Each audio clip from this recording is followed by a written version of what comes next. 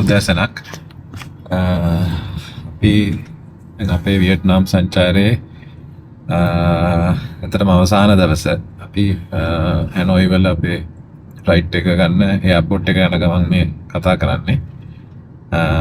එතකොට අපේ සංචාරයේ අවසාන දවස වුණාට අපි මේක පළවෙනි වීඩියෝ එක විදිහට දානවා. මොකද මේ අපි මේ ගමන යන්න කොහොමද ප්ලෑන් කරේ කියන එක මම හිතන්නේ කාටත් වැදගත් වේවා. මේක ප්ලෑන් කරනකොට ප්‍රධානම ගන්න තීරණ තමයි මේක අපි පෞද්ගලික විදිහට අපි ප්ලෑන් කරගෙන යනවද එහෙම නැත්නම් ගොඩ දෙනෙක් යන්නේ ඉතින් අර ටුවර් ඕගනයිසර්ස් එක අර දැකලා ඇති ගොඩක් ඇඩ්වර්ටයිස්මන්ට් එහෙම දානවා ටුවර් කම්පැනිස් ඉතින් ඒ වගේ එකක් through යනවද කියලා මම හිතන්නේ එහෙම ගියොත් ලේසි සෑහෙන ඇත්තටම සහ ලාභත් වෙන්න පුළුවන්.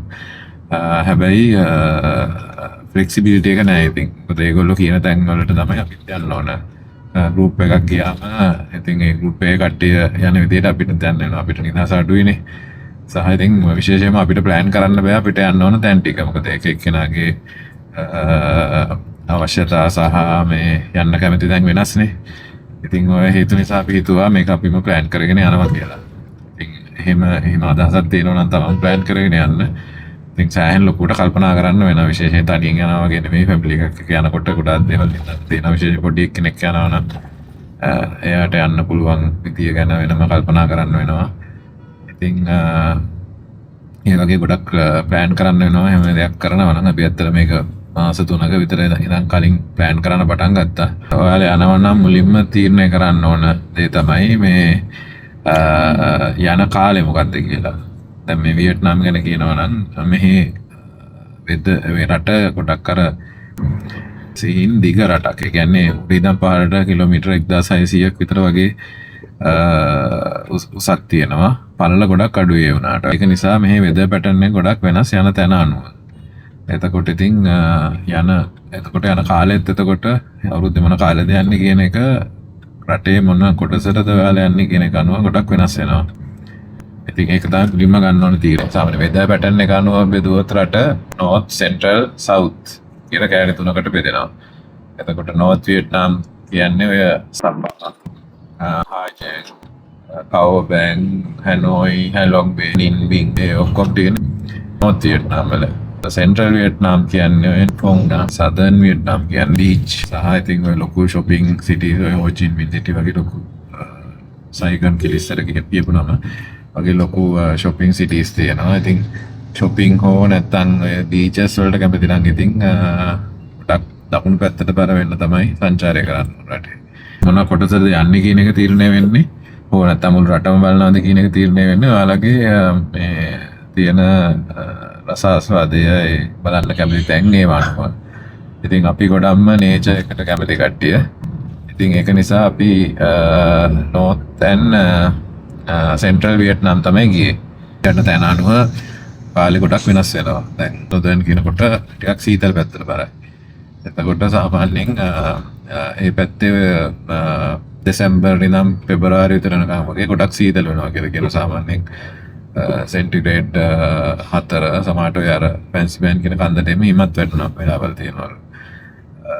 ඒක නිසා ටිකක් සීතල වුණාම ටිකක් අමාරුයි ට්‍රැවල් කරන්න. එතකොට අනිත් පැත්තෙන් වැහි කාලයක් එනවා. ජූලි අගෝස්තු සැප්තැම්බර් ඔය කාලේ වෙනකොට සාමාන්‍යයෙන් වැහි කාලයක් එනවා. එතකොට ඔය කාල දෙකම අතරලා යනවා නම් යන්න ඉතින් සුදුසුම කාලේ සාමාන්‍යයෙන් පෙබරවාරි ඉඳන් අප්‍රේල් අතර කාලේ වගේ. පෙබරවාරි මාර්තු අප්‍රේල් කාලේ වගේ වෙනකොට විශේෂයෙන් මාර්තු අප්‍රේල් දෙක වැඩි සුදුසු කියලා තමයි කියන්නේ. එතකොට මේ අනිත් පැත්තෙන් අනිත් හොඳ කාලේ තමයි අගෝස්තු වගේ වෙනකොට සාමාන්‍ය බහැලා පායලා අගෝස්තු සැප්තැම්බර් වෙනකොට සැප්තැම්බර් ඔක්තෝබර් නොවැම්බර් ඒ කාලේ වෙනකොට සාමාන්‍යයෙන් වැහලා පායලා සීතල කාලේ පටන් ගන්න කලින් වැහලා පායලා. ඉතින් එතකොට අපි ඔය සීසන් දෙකකින් ගියේ අපි අර පළවෙනි සීසන් එකේ. එතකොට ඇත්තට වෙදර් එකෙන් ලොකු ප්‍රශ්නයක් වුණේ නැහැ. හැබැයි වතුර ගොඩක්ම අඩුයි. ඒ කියන්නේ වෙදී ඇලි වල ජල පාරවල ඉඳලා ඒ වගේ ඒ පැත්තෙන් පොඩි අවාසියක් තිබුණා. ඉතින් අනිත් අගෝස්තු සැප්තැම්බර් ඔක්තෝබර් නොවැම්බර් කාලේ වගේ යනවා නම් මම හිතන්නේ වතුර දියේ මීට වඩා. ඊළඟට සෙන්ට්‍රල් වියට්නාම් යනවා නම් ඒකට යන්න හොඳම කාලේ නම් ඔය අපි ගියපු කාලේ තමයි. මේ සෙන්ට්‍රල් වියට්නාම් වෙනකොට ඔය අගෝස්තු සැප්තැම්බර් ඔක්තෝබර් විශේෂයෙන් අගෝස්තු වලින් පස්සේ සැප්තැම්බර් ඔක්තෝබර් නොවැම්බර් ඔය කාලේ වෙනකොට වහින්න පටන් ගන්නවා. සාමාන්‍යයෙන් සැප්තැම්බර් ඉඳන් මාර්තු පෙබරවාරි වෙනකම් වගේ වෙහි කාලේ කියලා තමයි කියන්නේ. එතකොට මේ ඒ කාලේට ගොඩාක්ම ටයිෆූන්ස් එනවා. ඒ කියන්නේ පෙරළබර ප්‍රදේශයට හරිය ටයිෆූන් එන්න පුළුවන් සහ බහැලා ගම්මතුර ඇවිල්ලා අර අපි කියපු කේව්ස් එහෙම සමහර ඒවා යන්නත් බැරි වෙන තත්ත්වයක් තියෙනවා ඒ කාලේ වෙනකොට. ඒ කියන්නේ යට වෙලා වහලා දාන තත්ත්වයක් වගේ. ඒක නිසා ඉතින් මේ වැසි කාලේ මගහරින්න වෙනවා. මගහරලා යන්න හොඳයි. ඉතින් ඔය අපි ගියා වගේ පෙබරවාරි වලින් පස්සේ සාමාන්‍යයෙන් අගෝස්තු වෙනකම් වගේ සදර්න් වියට්නාම් යනවා නම් ඒට ඉතින් ටිකක් අර ලංකාවේ මේ ඉරිදිග මෝසම් බලපාන්නේ ඒ වගේ පරිසරයක් පාලුණියක් තමයි තියෙන්නේ. එතකොට සාමාන්‍යයෙන් අප්‍රේල් ඉඳන් දෙසැම්බර් වෙනකම් වගේ මේ ඉඳන් දෙසැම්බර් වෙනකම් වගේ හෙට වහින කාලේ. අනිත් කාලේ ටිකක් පායන කාලේ. දෙසැම්බර් ඉඳන් අප්‍රේල් මැයි වගේ වෙනකම් ඇස්සාඩු කාලේ. ඉතින් යනවා නම් ඒ වගේ කාලේ තමයි සුදුසු. ඉතින් මම හිතනවා රටේම වෙදින්න අදහසක් තියෙනවා නම් උඩින් යන්නටම යන අදහසක් තියෙනවා නම් මේ අපි ගියපු කාලේ තමයි හොඳම කාලේ. ඉතින් අර හැම රීජන් එකටම ප්‍රශ්නයක් නැතුව වගේ යන්න පුළුවන් වෙන කාලේ තමයි මාර්තු අප්‍රේල් වගේ වෙන කාලේ. පෙබරවාරි මාර්තු අප්‍රේල්. ඊට පස්සේ දවස් ගාන තීරණය වෙන්නේ ඔයාලා යන තැන් අනුව තමයි. දැන් අපි නම් දවස් 16ක් ට්‍රැවල් කරා. දවස් 16කින් ඔය මේ රීජන් දෙකයි කවර් කරේ. අපි අපේ ඉන්ට්‍රස්ට් එක තියෙන රීජන් දෙකේ ඉතින් මුළු රටේම ඇවිදිනවා නම් මං හිතන්නේ මාසයකමාරක්වත් අවශ්‍ය වෙයි. හරියට ඇවිදින්න නම්. ගානේ මාසයක්වත් කියන්නේ බීච් ඔක්කොම බලනවා නම් රට 1600ක් නෙවෙයි ඉතින් පහළට ඉතින් ට්‍රැවල් කරන්න ගියාම සෑහෙන වෙලාවක් යනවා. ඇත්තටම අපිට හම්බෙච්ච ඔය ෆොරිනර්ස්ලා එහෙම සමහර හොටෙල්ස් වලදී දෙනෙක් සති 6 සති 8 ඒ වගේ විදින කට්ටිය. අනිත් දේ තමයි දැන් අපි පර්සනලි ප්ලෑන් කරනවා නම් කොහොමදින් ෆ්ලයිට් එකේ ඉඳන් හොටෙල් බුකින් රට ඇතුලේ ඇවිදීම සියලුම දේවල් අපිට ප්ලෑන් කරන්න. ඉතින් මම ඊළඟට කියන්නම් ඒ ටික ප්ලෑන් කරේ කොහොමද කියලා. මුලින්ම කරන්න ඕන වීසා දාන එකනේ. වීසා දාන්න සහ ඉතින් අනිවාර්යයෙන්ම පාස්පෝර්ට් එක මාස 6ක් වැලිඩ්ද කියලා බලන්න. ඒ කියන්නේ ඔයාලා ගිහිල්ලා එන දවස් ඉඳන් මාස 6කට එහාට පාස්පෝර්ට් එක වැලිඩ් වෙන්න ඕන. නැත්නම් රිජෙක්ට් වෙනවනේ. ඒක රටකට අදාළයි. එතකොට වීසා දානකොට කියන්නේ වීසා ඔයාලා ඔන්ලයින් වීසා වියට්නාම් වලට එම්බසි යන්න ඕනේ නැහැ. ඔන්ලයින් වීසා එකක් තමයි දාන්න තියෙන්නේ. එතකොට අපේ ෆෝන් එකට එන PDF ડોකියුමන්ට් එකක් තමයි වීසා එක. ඉතින් ඔන්ලයින් වීසා දාන්න ඔයාලට එතකොට මේ සර්ච් කරන්න ගියොත් Google එකේ වෙබ්සයිට් ගණනාවක් එනවා. ඒ කියන්නේ මේ ඒක ඔෆිෂියල් වෙබ්සයිට් එකයි තියෙන්නේ. අනිත් ඒවා වෙන කම්පැනිස් වලින් කරන වෙබ්සයිට්. මම මෙතන පහලේ දාන්නම් ඔෆිෂියල් වෙබ්සයිට් එකේ වෙබ් ඇඩ්‍රස් එක. ඒකට ගිහිල්ලා වීසා දානවා නම් ගාණ අඩුයි. එතකොට වීසා දාන්න ගියාම දැන් ડોකියුමන්ට්ස් මොනවද ඕන කියන එක. එකක් තමයි ඉතින් මේක ඔන්ලයින් වීසා එකක් නිසා ඔයාලට ස්කෑන්ඩ් කොපි එකක් ඕන ෆොටෝ එක. සාමාන්‍ය පාස්පෝර්ට් ෆොටෝ එක ස්කෑන් කොපි එකක්. ඒක අප්ලෝඩ් කරන්න තියෙනවා සහ පාස්පෝර්ට් එකේ අර බයෝඩේටා පේජ් එකේ ස්කෑන් එකක් අප්ලෝඩ් කරන්න තියෙනවා. ඒ අතරම ඔය දෙක විතරයි ડોකියුමන්ට් වලට ඕන වෙන්නේ. දැන් අර වෙනත් රටවල් වලට නම් ඔය දේවල් ඉල්ලනවනේ. ඒ කියන්නේ බැංකු විස්තර ෆයිනෑන්ෂල් එහෙම තියෙනවා ඒව ටික. ඒවා මොනවද ඉල්ලන්නේ නැහැ. ඉතින් ඇත්තටම හැබැයි ඔයාලට වියදම් කරන්න අපේක්ෂා කරන ප්‍රමාණය කියලා ගාණක් තියෙනවා දාන්න. පුරවනකොට ඔයාලා මෙච්චර ගාණක් මේ ට්‍රිප් එකටම වියදම් කරනවා කියලා සහ ට්‍රැවල් ඉන්ෂුරන්ස් එකක් ගත්තා කියන එක ඔයාලා දාන්න තියෙනවා. එච්චරයි බලන්න. පෙන්නන්න කිසිම දෙයක් නැහැ. ඒක නිකන් මේෂන් කරන්න විතරයි තියෙන්නේ. ඉතින් ඒතර කිව්වාගේම ට්‍රැවල් ඉන්ෂුරන්ස් එකක් ගන්න එක ගොඩක් හොඳයි. ඊළඟට මේ එතකොට වීසා සාමාන්‍යයෙන් වීසා fee එක ඩොලර් 25ක් විතර වගේ වෙනවා එක්කෙනෙකුට. එතකොට වීසා සාමාන්‍යයෙන් අපිට දවස් ඒගොල්ලෝ කියන්නේ දවස් 14ක් විතර වගේ යන්න ඉඩ තියෙනවා කියලා මම දැක්ක සමහර තැන්වල දාලා තියෙනවා. අපිට නම් සාමාන්‍යයෙන් දවස් 5කින් වගේ වීසා අප්‍රූව් වෙලා ආවා. ඔයාලා ෆ්ලයිට් කරනකොට මොකද මේ රටේ එයාපෝර්ට්ස් ගණනාවක් තියෙනවා. ඔයාලා යන තැන අනුව යන්නේ එයාපෝර්ට් එක තීරණය කරන්න පුළුවන්. මොකද ඔයාලා මුලින්ම යන්නේ කොතෙන්ද? දැන් සදර්න් වියට්නාම් යනවා නම් හෝ චි මින් සිටි සයිගෝන් එයාපෝර්ට් එකක් තියෙනවා. ඒක ලංකාවේ නම් කෙලින්ම මෙතෙන් ට්‍රයි කරන්න පුළුවන්. නමුත් අපි සාමාන්‍යයෙන් මැද සහ උඩ හරියට ගියේ. ඒක නිසා අපි නොදැන් වියට්නාම් වල හැනෝයි වල තියෙන එයාපෝර්ට් එක තමයි ට්‍රයි කරේ. ෆ්ලයිට් කරනකොට සාමාන්‍යයෙන් වියට්නාම් නෙමෙයි උඩකට සාමාන්‍යයෙන් කියන්නේ ෆ්ලයිට් කරන්න කියන්නේ ගණන් බලන්න කියලා මාස දෙකමාරකට කලින් යන දවසට මාස දෙකමාරකට කලින් ඉඳන් මොකද මේ ඒ කාලේ පුරාම කලින් බුක් කරන්නත් එපා කියලා කියනවා. ගොඩක් ලං වෙලා බුක් කරන්නත් එපා කියලා කියනවා. මොකද ඔය කාලේ වගේ තමයි සාමාන්‍යයෙන් ෆ්ලයිට් වල ගණන් සීට්ස් ගණන් අඩුමටම හොයාගන්න පුළුවන් කාලේ කියලා තමයි කියන්නේ. ස්කයි ස්කෑනර් වගේ වෙබ්සයිට් එකක ගියාම සාමාන්‍යයෙන් ෆ්ලයිට් වල choices ගොඩක් තියෙනවානේ. ඒ වගේ hotel bookings අතකොට ඉතින් සාමාන්‍යයෙන් අපි ගොඩක් වෙලාට කරන්නේ booking.com එකේ නේද මේක.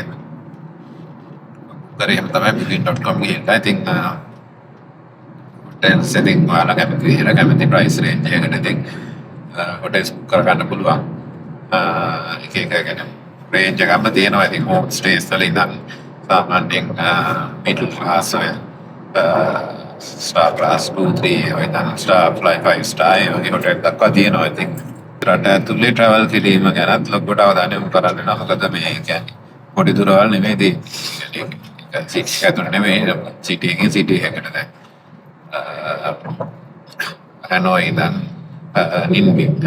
නින්බින් ඉඳන් පොක්නායි වගේ අර ලොකු සිටිස් අතර යන සෑහෙන ලොකු දුරවල් තියෙනවා. ඉතින් සමහර සිටිස් අතර ඉන්ටර්නල් ෆ්ලයිට්ස් උත් තියෙනවා. ඒක දැන් ඔයාලා හැනෝයි ඉඳන් හෝ චි මින් යනවා නම් ෆ්ලයිට් එකක් ගන්න පුළුවන් ඉන්ටර්නල්. හැබැයි ඉතින් ගත්තම තියෙන එක අවශ්‍යයක් තමයි එයාපෝර්ට් එක තියෙන්නේ සිටි එකෙන් ටිකක් ඈත. බෑගේජ් අරගෙන එයාපෝර්ට් ගිහිල්ලා චෙකින් වෙලා කරදරයි. ඉතින් අනිත් ඔප්ෂන් එක අපි යූස් කරපු ඔප්ෂන් එක තමයි මේ බසස්. බස් ටිකක් මෙහි එතකොට අර නිකන් ලංකාවේ වගේ ඔය මේ ලේලන් බස් එහෙම ඒවා නෙවෙයි තියෙන්නේ. අර ගොඩාක් දුර යන්න ඕන නිසා මෙහි තියෙන්නේ වර්ග කීපයක් තියෙනවා. ඇත්තටම ගොඩක් වෙනකොට රෑට ට්‍රැවල් කරනවා නම් ඔය ස්ලීපර් බස්, කැබින් බස් කියලා තියෙනවා. දාගෙන යන්න පුළුවන් ඒවා. ඊට පස්සේ ඊට අමතරව තව තියෙන බස් එකක් තමයි ට්‍රාන්ස්පෝර්ට් මෝඩ් එකක් තමයි ලිමෝසින් වෑන් කියලා තියෙනවා. අපි වීඩියෝ වල පොඩ්ඩක් පෙන්නන්න අපි කියපු ඒවා. බස් වර්ග දෙකක් තියෙනවා. කැබින් බස් කියලා තියෙනවා, ස්ලීපර් බස් කියලා තියෙනවා. කැබින් බස් කියන එකේ බස් එක ඇතුලේ ඒ වගේ පේලි දෙකයි තියෙන්නේ. දෙල්ල අපැත්තේ දකුණු පැත්තේ කැබින්ස් වෙනම වගේ 24කට වගේ යන්න වෙනම කැබින්ස් තියෙනවා. එතකොට ඒකේ ටිකක් ඉඩකඩ වැඩි, ගාන පොඩ්ඩක් වැඩි. ස්ලීපර් බස් කියන එකේ පේලි තුනක් තියෙනවා බස් එක ඇතුලේ. පේලි තුනකට සීට්ස් තියෙනවා. ඒත් අර වගේම පොඩි කැබින් එකක් වගේ තමයි තියෙන්නේ. හැබැයි ඉඩ පොඩ්ඩක් අඩුයි. ඉතින් ඇගේ සයිස් එකට වගේම තමයි තියෙන්නේ. උස කෙනෙක් නෙවෙයි නං. සාමුඩක් මත නැත්තම් ස්ලීපර් බස් එක කියලාත් ලොකු ප්‍රශ්නයක් නෑ. ඒක ගාන ටිකක් අඩුයි. සාමාන්‍යයෙන් මගේ උස අඩි 5යි අඟල් 9ක් විතර වගේ. එතකොට මගේ උසට වගේ තමයි තියෙන එතන මේ කියන්නේ කකුල් දෙකයි ඔළුව අතර දිග. සාමාන්‍යයෙන් ඒ වගේ පුද්ගලයෙකුට මේ ඒ වගේ උසක් තියෙන කෙනෙක් නම් වරදක් නැතුව යන්න පුළුවන් ඉතින්. ඊට පස්සේ අනිත් එක තමයි ඔය ලිමසින් වෑන් කියන එක. එතකොට ලිමසින් වෑන් කියන එක මේ ඒකේ සාමාන්‍යයෙන් 8 දෙනෙකුට වගේ තමයි යන්න පුළුවන්. ඉදාගෙන යන්න බෑ. ගොඩක් අය දවල්ට ට්‍රැවල් කරන්න තමයි ලිමසින් වෑන් තියෙන්නේ. ඉතින් ඒ වගේ ප්‍රයිසස් උත් ඔය සාමාන්‍ය කැබින් බස් එකේ ප්‍රයිස් එක වගේ තමයි. ප්‍රයිසස් ගොඩක් වැඩි නැහැ ලිමසින් වෑන් කියලා. ඉතින් ඕවා තමයි ප්‍රධාන ට්‍රැවල් කරන විදි. ඕක බුක් කරන්න පුළුවන් ඔන්ලයින් උත්. මම නම් බුක් කරේ 12 go Asia කියලා තියෙනවා මේ සයිට් එකක්. ඒ කියන්නේ ඒෂියා රටවල් ගොඩක බසස් බුක් කරන්න පාවිච්චි කරන එකක් ඒක. ඒක ඔන්ලයින් බුක් කරන්න එක වාසියක් තමයි. ඉතින් අර එතකොට අපිට යන්න ඕන වෙලාවට අපි දන්නේ මොන බස් එක තියෙන්නේ. හරියටම ප්ලෑන් කරලා ඉතින් අර ලංකාවෙන් යනකොටම අපි දන්නවා අපි මේ වෙලාවට මෙතනින් යනවා කියන එක. ඉතින් මම එහෙම තමයි බුක් කරගෙන ගියේ. ලයින් පේ කල්ලා අනිත් ඔප්ෂන් එක තමයි ගොඩක් ඔය ඉන්න හොටෙල්ස් වල ඒගොල්ලම බුක් කරලා දෙනවා බසස්. ඉතින් ඒගොල්ලන්ට ගොඩක් අර කන්ටැක්ට්ස් තියෙනවා. ඒගොල්ලන් බුක් කරන එක අපි ඇත්තටම දැනගෙන හිටියේ නෑ. අපි ගියාට පස්සේ අපිට තේරුනේ මෙහෙම බුක් කරන්න පුළුවන් කියලා. එහෙම බුක් කළොත් මම හිතන්නේ ගාන නම් අඩුයි. මේ එතනින් බුක් කරනවා නම්. ඒ ඇත්තටම හැමතැනකම වගේ එක තියෙනවා සහ බුකින් ඔෆිසර්ස් කියලා ගොඩාක් තියෙනවා තව ටවුන්ස් වල. ඉතින් එහෙම බුක් කරන්නත් පුළුවන්. අපි දැන් මේ හැනෝ එයාපෝට් එකට ආවා. ඇවිල්ලා චෙකින් වෙලා සිකියුරිටි කරලා දැන් මේ ෆ්ලයිට් එකට නගින ගේට් එකට ඇවිල්ලා ඉන්නේ. එතකොට මේ දැන් ඉතුරු වීඩියෝ එක කරන්න මෙතන ඉඳගෙන. එතකොට මට කියන්න බැරුණා කලින් අර මේ බස් බුක් කරනකොට ඔයාලා මේ අර ඉන්න හොටෙල් එකෙන් බුක් කරනවා නම් පොඩි තව වාසියක් තමයි ඒගොල්ලෝ මේ බස් එක නතර කරන තැනට එක්ක යනවා. කියන්නේ බස් එක වෙනම හොටෙල් එක ඉස්සරහා නෙමෙයි නතර කරන්නේ නගරයක තැනක නතර කරන්නේ. ඒක බස් කම්පැනි එක තැන්වල නතර කරන්නේ. ඉතින් අපි බුක් කරගත්තොත් අපිම හොයාගෙන යන්න ඕන. අතන තමන් නතර වෙලා ඉන්න හොටෙල් එකෙන් බුක් කරොත් ඒගොල්ලෝ ඒ වගකීම ගන්නවා ඔයාලා වෙලාවට එතනට එක්ක යන්න. අපි කරපු එක දෙයක් තමයි අපි මේ හොටෙල් එක බුක් කරලා හොටෙල් එකට ගොඩක් ළඟ තැනකට යන බස් එකක් තමයි බුක් කරේ. කියන්නේ ගොඩක් වෙලාට දෙකම චෙක් කරලා බැලුවා සාමාන්‍ය හොටෙල් එකට පයින් යන දුරද බස් එක නතර කරන තැන කියලා. ඉතින් එහෙම කියලා තමයි බුක් කරේ. නමුත් ඇත්තටම ගිහිල්ලා බලනකොට වෙන්නේ බස් එක නතර කරන්නේ කියන තැන නෙමෙයි. ගොඩක් වෙලාට පටන් ගන්න තැන නම් බස් එක ඔය ඒගොල්ලෝ ටිකට් එකේ දානවා මේ පිකප් ලොකේෂන් එක කියලා. ඒ ලොකේෂන් එක හරි. ඒ වුණාට ඒගොල්ලෝ ගිහිල්ලා මේ බස් එක අන්තිමට නතර කරන ලොකේෂන් එක ටිකට් එකේ තියෙන ලොකේෂන් එක නෙමෙයි ගොඩක් වෙලාවට ඒ ටවුන් එකේ වෙන කොහරි තැනක තමයි නතර කරන්නේ. ඉතින් අපි ගොඩක් හොටෙල්ස් හෙව්වේ බස් එක ගිහලා නතර කරනවා කියලා දීපු ලොකේෂන් එකට හොටෙල්ස් තමයි බැලුවේ. එහෙම තමයි බුක් කරේ. නමුත් අන්තිමට උනේ වෙන කොහරි තැනක නතර කරන්නේ. අපි ටැක්සි එකක ආපහු හොටෙල් එක තියෙන තැනට යන්න උනා. ඒක නිසා මම හිතන්නේ එහෙම බස් එක නතර කරන තැන හරියටම මේකයි කියලා හිතාගෙන එතන හොටෙල් බුක් කරන එක තේරුම් නැහැ. ඔයාලට සාමාන්‍යයෙන් ජෙනරලි අනිත් ප්‍රයිස් එක ඒව ටික බලලා කැලපෙන හොටෙල් එක බුක් කරලා ඉතින් නතර කරන තැන ඉඳන් ටැක්සි එක යන්න බලාගෙන තමයි යන්න ඕන. ඔන්ලයින් බුක් කරන එකේ තව වාසියක් තමයි ඉතින් අර චොයිස් එක අඩු වෙන්න පුළුවන් හොටෙල් එකෙන් බුක් කරනකොට. මොකද ඉතින් අර අන්තිම මොහොතේනේ බුක් කරන්නේ. එතකොට සීට්ස් ඉවරලා තිබුණොත් ඉතින් ඔයාලට අර මොකද එක වෙලාවට යන බස් ගොඩක් තියෙනවා. ඉතින් අර අපිට ගැලපෙන වෙලාවට යන බස් එකක් සමහරට හම්බ නොවෙන්න ඉඩ කඩක් තියෙනවා. ඉතින් ඒගොල්ලන්ට තියෙන ඉතුරු වෙලා තියෙන බස් එක යන්න වෙන්න ඉඩ කඩක් සමහරට තියෙන්න පුළුවන්. ඉතින් ඔය දෙකේම වාසි අවාසි තියෙනවා. බස් බුක් කරනවා නම් ඒ ටික පොඩ්ඩක් මතක තියාගන්න. බස් සහ හොටෙල් බුක් කරද්දී ඔයාලට ඉතින් කාලේ සහ මුදල් එකතු ඉතුරු කරගන්න විදියක් තමයි මේ නයිට් ට්‍රැවල් කරන එක. කියන්නේ මම කිව්වා වගේ අර නගර අතර දුර ගොඩක් වැඩි. ඉතින් සාමාන්‍යයෙන් කිලෝමීටර් 200 300 ඒ වගේ ගණන් තියෙනවා. එතකොට නයිට් බස් එක ගියොත් සාමාන්‍යයෙන් ඉතින් පාන්දර ඒ කියන්නේ උදේ රෑ තමයි පිටත් වෙන්නේ. රෑ 9 10ට වගේ තමයි පිටත් වෙන්නේ. ඉතින් ඩෙස්ටිනේෂන් එක සාමාන්‍යයෙන් උදේ 3 4 5 වගේ වෙනකොට යනවා. 3 4 5 වගේ වෙනකොට. ඉතින් එතකොට අර ඔයාලට මේ වෙලාව ඉතුරු කරගන්න පුළුවන් අර මේ නයිට් ට්‍රැවල් කරොත්. එතකොට බස් එකේ අර ස්ලීපර් බස් එකක් වගේ බුක් කරොත් ඒක නිදාගෙන යන්න පුළුවන්. ගිහිල්ලා කාලය ඉතුරු කරන්න පුළුවන්. මොකද දවල් දවසේ ඇවිදින්න ගියොත් ඒකට වෙනම දවසක් තියන්න වෙනවා. ඇවිදින්න ඒ කියන්නේ නගරෙන් නගරයකට මාරු වෙන්න විතරයි. එතකොට අනිත් දේ තමයි මුදල් මාරු කිරීම. එතකොට දැන් වියට්නාම් පාවිච්චි වෙන්නේ වියට්නාම් ඩොං කියන මුදල් ඒකකය. එතකොට ඩොං එකක් කියන්නේ සාමාන්‍යයෙන් ඩොං 25,000ක් කියන්නේ ඩොලර් එකක් විතර. කියන්නේ රුපියල් 300ක් විතර 25,000ක් වෙනවා මෙහි සල්ලි වලින්. කියන්නේ මෙහි කොහම මේ ලොකු ගණන් වලින් ලක්ෂ ගණන් වලින් තමයි බඩුවල ගණන් තීරණය වෙන්නේ. එතකොට ඩොං ලංකාවේ ගන්න නැහැ. මට නම් හම්බුනේ නැහැ. එතකොට ඔයාලට වෙන්නේ ඩොලර් අරන් ගිහිල්ලා ඩොලර් එක ඩොං වලට කන්වර්ට් කරගන්න වෙනවා වියට්නාමයේදී. එතකොට ඉතින් ඩොලර් ලංකාවෙන් අරන් ගිහිල්ලා වියට්නාමයට ගිහිල්ලා එතකොට සාමාන්‍යයෙන් ගොඩක් රටවල නම් එයාපෝට් එකේ හම්බ වෙන රේට් එකට වඩා ගොඩක් හොඳ රේට්ස් එයාපෝට් එකේ එළියට ගියාම හම්බ වෙනවා.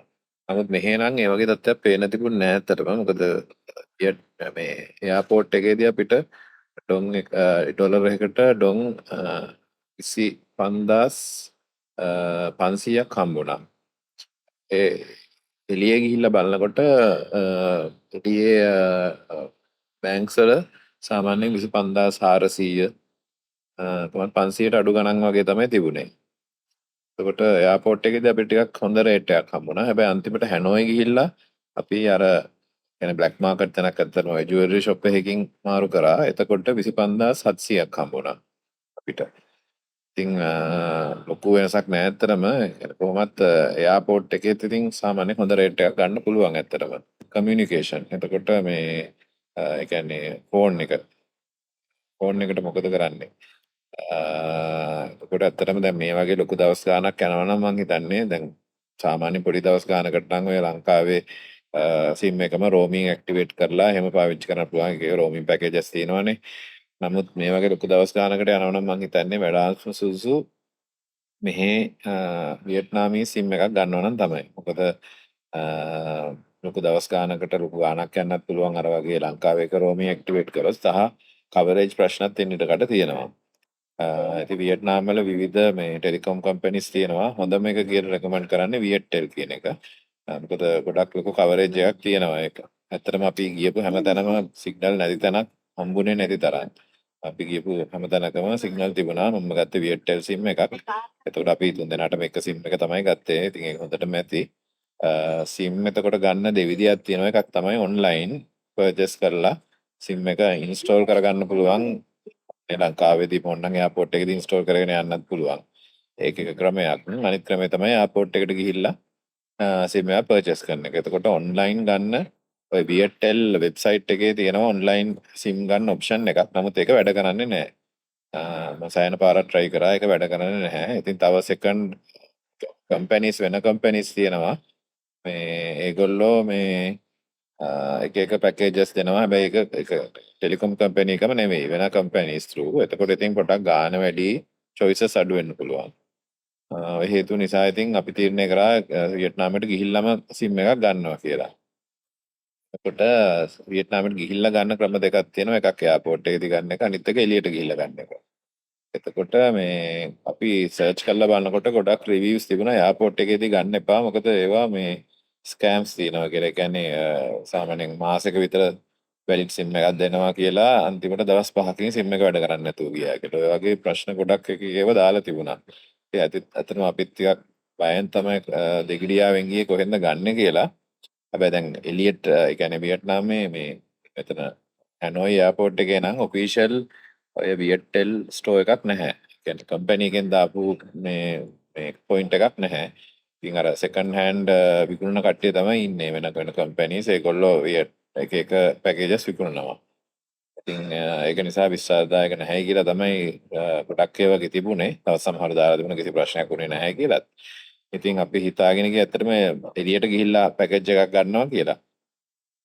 නමුත් බලනකොට දැන් එළියේ ගිහිල්ලා ගන්නත් අපි හැනෝයි වල ඉඳන් කෙලින්ම ගියේ නින්වින් කියන නගරයට. ඒ කියන්නේ එයාපෝට් එකේ ඉඳන් කෙලින්ම ඒ නින්වින් වල මේ වියට්ටෙල් ස්ටෝ එකක් නැහැ කියලා තමයි Google Map එකේ තිබුණේ. නමුත් හැනෝයි වලට ඔයාලා කෙලින්ම යනවා නම් හැනෝයි එයාපෝට් එකේ ඉඳන් හැනෝයි නගරයට යනවා නම් හැනෝයි වල නම් ඕන තරම් ස්ටෝර්ස් තියෙනවා. ඉතින් ඔයාලට එහෙම ගිහිල්ලා ගන්න පුළුවන්. එතකොට එහෙම ගිහිල්ලා ගන්නව නම් හැබැයි එළියෙන් ගන්නව නම් ඔයාලට දැන් එයාපෝට් එකට ආවට පස්සේ ටැක්සි එකක් බුක් කරන්න ඔන්ලයින් ටැක්සි බුක් කරන්න වගේ එහෙම අවශ්‍යතාවයක් තියෙනවා නම් මෙතන මේ Wi-Fi එකක් තියෙනවා එයාපෝට් එකේ. ඔයාලා සිම් එක ගන්න එළියෙන් නම් ඔව් හැබැයි ඒක ගොඩක් ස්ලෝ. කනෙක්ට් වෙනවා නමුත් ගොඩක් ස්ලෝ. හැබැයි අපි try කරලා බැලුවා ඇත්තටම එහෙම කරගන්න බැරි කමක් නම් තිබුණ නැහැ ටැක්සි එක බුක් කරනවා වගේ දෙයක්. ඉතින් ඒ ප්‍රශ්නේ එන්නේ ඔයාලා SIM එක එළියෙන් ගන්නවා නම් SIM එක එයාපෝට් එකේම ගන්නවා නම් අපි ගත්තේ එහෙමයි. එතකොට ඉතින් SIM එක ඇක්ටිවේට් කරලා එතනින් ඔන්ලයින් බුක් කරන්නත් පුළුවන්. එයාපෝට් එකේදීම.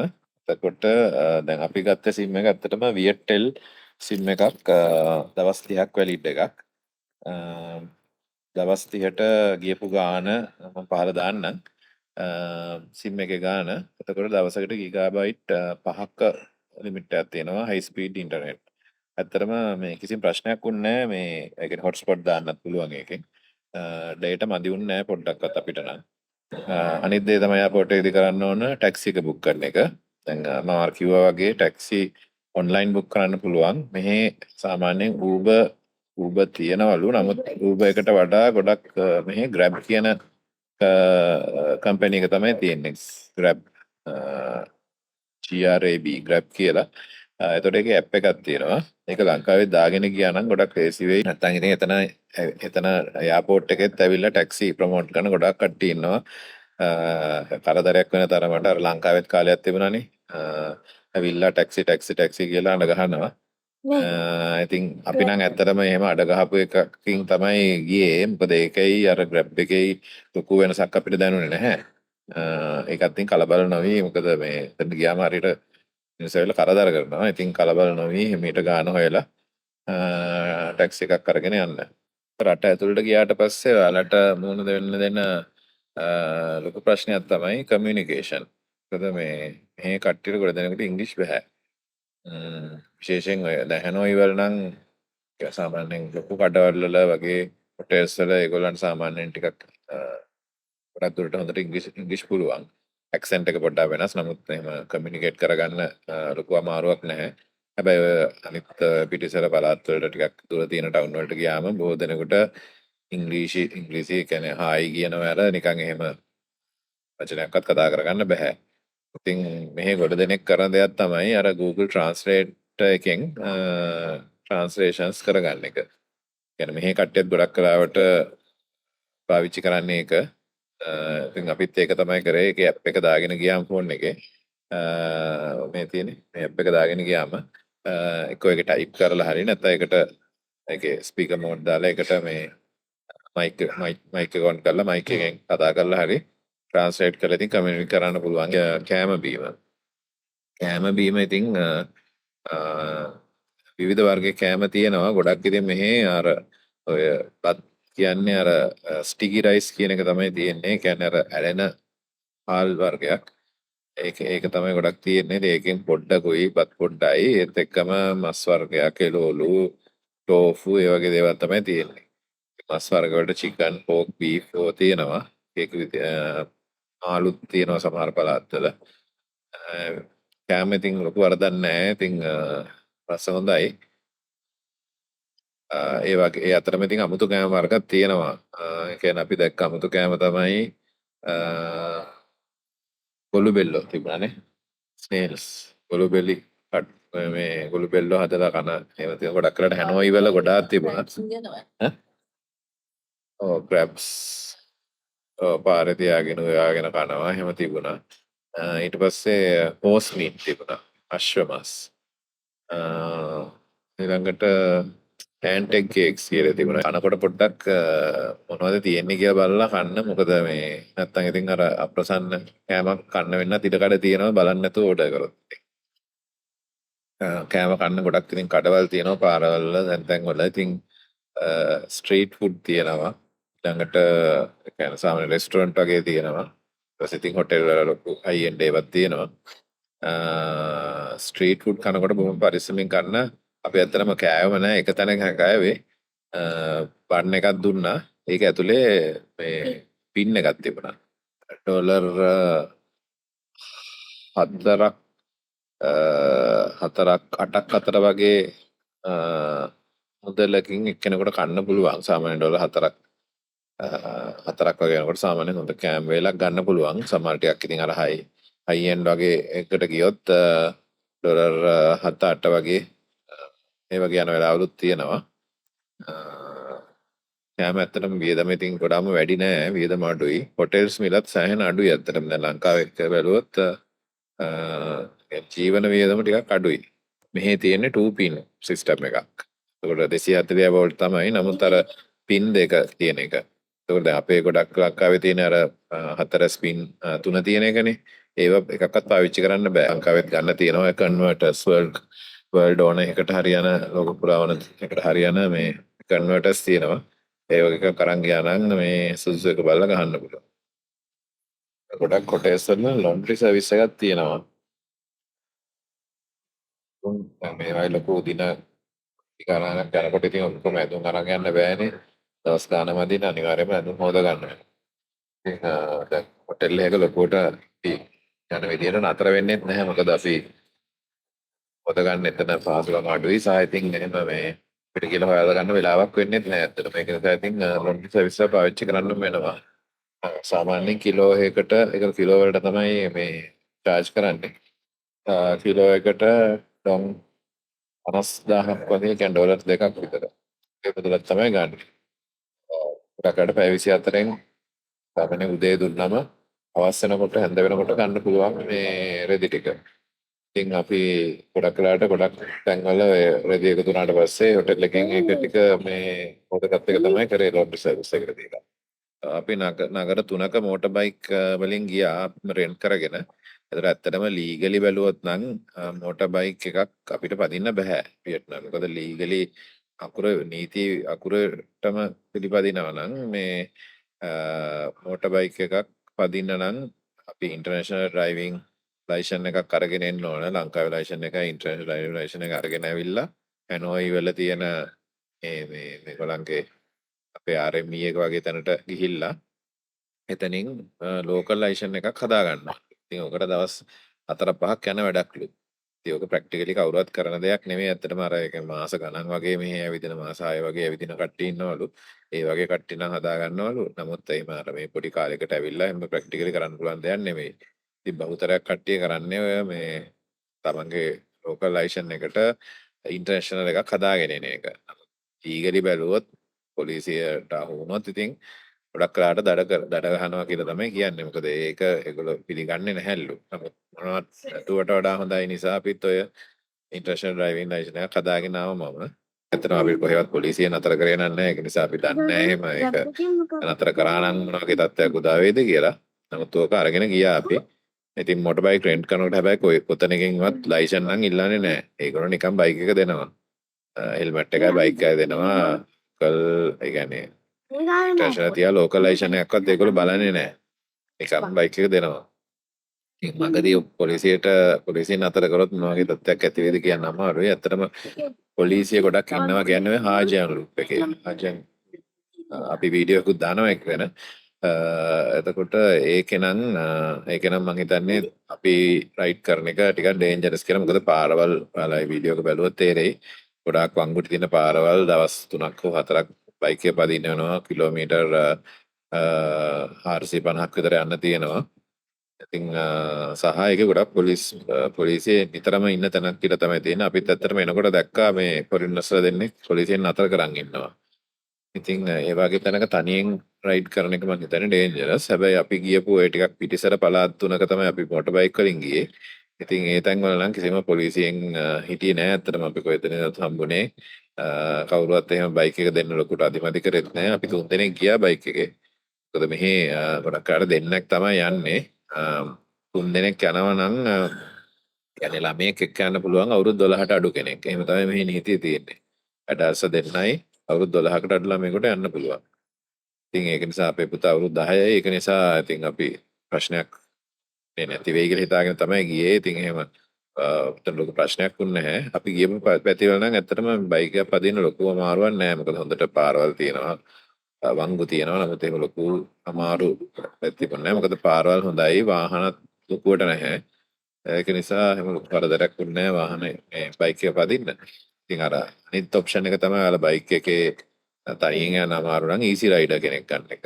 අපි හයිජැන් ලුප් වීඩියෝ එක දැක්කොත් මේ බැලුවොත් ඔයාලට පෙනෙයි අපි ගියේ මේ ඊසි රයිඩර් කෙනෙක් එක. කියන්නේ ඊසි රයිඩර් කියන්නේ බයික් එක පදින්න එක්කෙනෙක් ඉන්නවා. බයික් එක්කම මේ බයික් රයිඩර්තුත් හම්බෙනවා. අපිට තියෙන පිටිපස්සේ වාඩි වෙලා යන්න. ඉතින් ඇත්තටම හාජල් ලූප් යනවා නම් ගොඩක් කරාට එහෙම යන එක හොඳයි. මොකද ආරක්ෂාවට සහ අනිත් එක ඉතින් එහෙම යනකොට ගොඩක් රිලැක්ස්. ඉතින් අර ගොඩාක් දුර යනවනේ. ඉතින් පිටිපස්ස යනකොට හොඳට වටපිට බල බල රිලැක්ස් එකේ යන්න පුළුවන්. බයික් එක ගන්නකොට පොඩ්ඩක් හොඳට බලලා ගන්න කියලා. මොකද ඔය රෙන්ට් කරන තැන් එකෙන් තියෙනවා. දැන් ඔයාලා ඉන්න හොටෙල් එකෙන් දෙන හොටෙල් එකනුත් ගොඩක් කරාට බයික් ගන්න පුළුවන්. ඉතින් එහෙම ගත්තොත් ටිකක් මං හිතන්නේ වගකීම වැඩි කියලා. මොකද තමන්ගේ හොටෙල් එක නැත වෙලා ඉන්න කෙනෙකුට දෙනකොට එහෙම ලොකුවට ප්‍රශ්න තියෙන එකක් දෙන්න ඉඩ කඩ අඩුයි. නමුත් එහෙම නැතුව මේ බයික් රෙන්ටල් කම්පැනිස් තියෙනවා. ඒ වගේ රිවිව්ස් බලුවම තේරෙන්නේ සමහරු කට්ටිය නම් නිකන් අර අපලන් බයික් දෙනවා කියලා මේ කස්ටමර්ස්ලට. ඉතින් අඟදී කැඩිලාව මේ ප්‍රශ්න වෙච්ච කට්ටියත් රිවිව්ස් දාලා තිබුණා. ඒක නිසා එහෙම ගන්නව නම් ඉතින් ටිකක් හොඳට පරිස්සමින් ගන්න එක තමයි හොඳ. අපි අනිත් බුක් කරපු එක ලංකාවේදී බුක් කරලා ගියපු ටුවර්ස් දෙකක් තමයි ඔය හැලොං බේ ටුවර් එකයි. කියන්නේ අර බෝට් එකේ ක්‍රූස් එක ගියපු එක. සහ මේ අනිත් එක මේ අර හාජන් ලූප් එක කරපු එක. ඉතින් ඔය ටුවර්ස් ඔක්කොම මේ තමන් අතර වෙලා ඉන්න හොටෙල් වල බුක් කරන්න පුළුවන්. ප්‍රධානතම ඔන්ලයින් අපි බුක් කරලා ආවේ ලංකාවෙම සල්ලි ගෙවලා ඔක්කොම බුක් කරන් ආවේ. හැබැයි ඊට ඇවිල්ලා තමන් අතර වෙලා ඉන්න හොටෙල් එකේ ටුවර්ස් බුක් කරන්න පහසුකම් තියෙනවා. හැබැයි ඉතින් අර හැලොං බේ ටුවර් එක ගොඩක් පොපියුලර් එකක්. ඉතින් ඒ වගේ එතකොට ඔප්ෂන්ස් අඩු වෙන්න පුළුවන්. මොකද අපි ට්‍රැවල් කරන දවස් කීපයකට කලින් බුක් කරන්න ගියොත් සමහරට අපි කැමති දවස් නොලැබෙන්න පුළුවන්. ඔන්ලයින් බුක් කිරීමේ අවාසියක් තමයි ඉතින් මම හිතන්නේ කොස්ට් එක වැඩි ටිකක්. මොකද ඉතින් දැන් රුපියල් එක කන්වර්ට් වෙලා සල්ලි වලට මේ ටොන් වලට එහෙම වෙලා එනකොට ඔන්ලයින් බුකින් ෆීස් මේ වෙනකොට මම හිතන්නේ කොස්ට් එක ටිකක් වැඩි වෙනවා ඇති. I think ට්‍රිප් එකේ ටිකක් අර මේ ප්ලෑන් කිරීම මම හිතන්නේ ලේසි ටිකක් ඔය දෙක කරන්ගෙන ගියොත්. හැලොං බේ ටුවර් එකක් බුක් කරනවා නම් එතන ඔප්ෂන්ස් දෙකක් තියෙනවා. මේ 2 days 1 night cruise එකක්. So 3 days 2 nights. අපි නම් ගියේ 3 days 2 nights ගාන වැඩි. හැබැයි මට හිතෙන්නේ යනවා නම් 3 days පුළුවන් නම් 3 days 2 nights එක යනවා නම් හොඳයි. මොකද days 1 night කියනකොට නිකන් ආවා ගියා වගේ. ට්‍රිප් එකට එනකොට සාමාන්‍යයෙන් 12 වගේ වෙනවා. ඊට පස්සේ උදේ 9:00 වෙනකොට වගේ චෙක් අවුට් වෙන්න ඇස්සේ වෙන්න ඕන. ඉතින් ඉන්න හම්බ වෙන්නේ නැහැ. ඒ අතරතුරේ ඉතින් අර පොඩි තව පොඩි බෝට් එකකින් තව බලන්න එක්ක යනවනේ ඒගොල්ලෝ. ඉතින් සහ ඉතින් අර මැද දවසක් වෙනම දවසක් ඒක ඇවිදින්නම ඉතුරු කරගත්තම ඒගොල්ලෝ ගොඩක් දේවල් එකෙන් බලන්න පුළුවන් අපිට තව. ඉතින් මට හිතෙන්නේ පුළුවන්කමක් තියෙනවා නම් 3 day cruise එක යනවා නම් හොඳයි.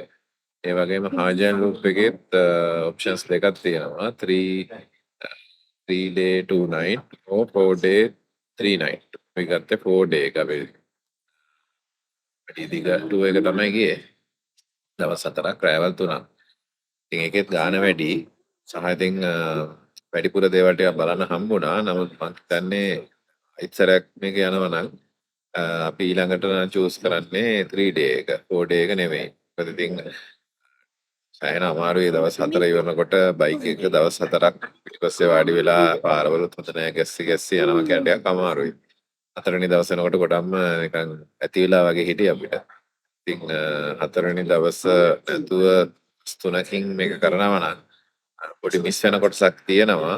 ඉතින් අර අපි 4 වෙනි දවසේ අපේ වීඩියෝස් බලුවොත් හාජන් ලූප් එකේ 4 වෙනි දවසේ ගියපු කොටස මිස් වෙනවා. 3 වෙනි දවසේ ටිකක් වැඩිපුර ඇවිදින්න වෙනවා. අපහු හිටපු තැනට එන්න ඕන නිසා ගොඩක් කිලෝමීටර් ගාණක් යන්න වෙනවා. නමුත් ඉතින් ඕවරෝල් බැලුවම මම හිතන්නේ 4 දවස් 4 ටු 1 කම්පෙයාර් කරලා බැලුවොත් මම හිතන්නේ 3 එක ගියාම ගොඩක් කලාවට ඉතින් අපිට සාමාන්‍යයෙන් ඒ බලන්න තියෙන දේවල් ගොඩක් බලන්න පුළුවන්. ලොකු අපහසුතාවයක් නැතුව මම හිතන්නේ. සහ මුදල් ඉතිර වෙනවා, කාලෙත් ඉතිර වෙනවා. අපිව ගියපු හැමතැනම කරපු වීඩියෝ අපි වෙනම කොටස් වශයෙන් දානවා. ඔයාලා ඒ පැති වලට යනවා නම් ඒවත් බලලා ඒ වගේ අයිඩියා ගන්න පුළුවන් වෙයි. එහෙනම් අපි දැන් ලංකාවට ෆ්ලයිට් එක ගෙනකන් ඉන්නේ හැනෝයි එයාපෝට් එකේ. එහෙනම් මේ වීඩියෝ එකෙන් සමුගන්නවා. අපේ අනිත් වීඩියෝ ටිකත් බලන්න අමතක කරන්න එපා.